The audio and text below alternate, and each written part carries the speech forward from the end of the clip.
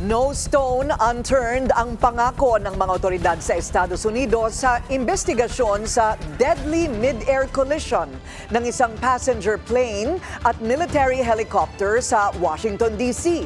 Mainit naman ang naging palitan ng mga mamamahayag at ni Donald Trump matapos magbigay ng opinyon ng Pangulo kung bakit nangyari ang malagim na trahedya.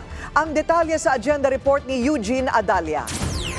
Hindi pa man tapos ang investigasyon, may sinisisi na si US President Trump sa banggaan mid-air ng isang commercial airlines at US Army helicopter malapit sa Reagan Airport sa Washington, D.C. Itinuturo ni Trump ang mga diversity policy ng Federal Aviation Administration o FAA pero wala naman siyang ebidensya. Dito na siya kinumpronta ng mga mamamahayag. On DEI and the claims that you've made, are you saying this crash was somehow caused and the result of diversity hiring? And what evidence have you seen to support these claims? It just could have been. We have a high standard. We've had a much higher standard than anybody else.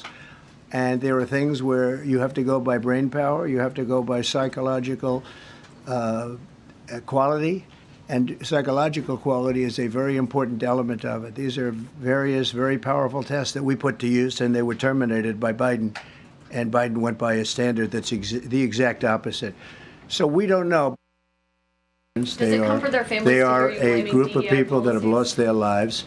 If you want a list of the names, we can give you that. We'll be giving that very soon. We're in coordination with American Airlines. We're in coordination very strongly, obviously, with the military. But I think that's not a very smart question. I'm surprised coming from you. Are you going to find some of those diversity hire in the federal government? What's plan do you have? I would say the answer is yes. Mr. President, you have today blamed the diversity elements, but then told us that you weren't sure that the controllers made any mistake. We then said perhaps the helicopter pilots were the ones who made the mistake. It's all under investigation. I understand that. That's why I'm trying to figure out how you can come to the conclusion right now that diversity had something to do with this crash. Because I have common sense, okay? And unfortunately, a lot of people don't.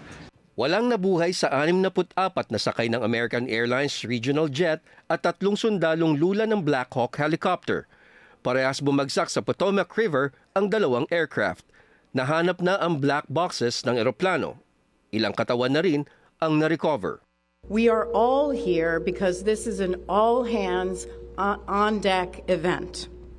And we're here to assure the American people that we are going to leave no stone unturned in this investigation. Our mission is to understand not just what happened, but why it happened, and to recommend changes to prevent it from happening again. Wala pang mga detalye tungkol sa mga namatay sa malagim na trahedya. Pero ayon kay U.S. Senator Maria Cantwell, ilang mamamayan ng Russia, Germany at ng Pilipinas kasama sa mga biktima. Inaasahang maglalabas ng preliminary report ang mga otoridad sa loob ng 30 araw. Para sa agenda, Eugene Adalia, Billionaire News Channel.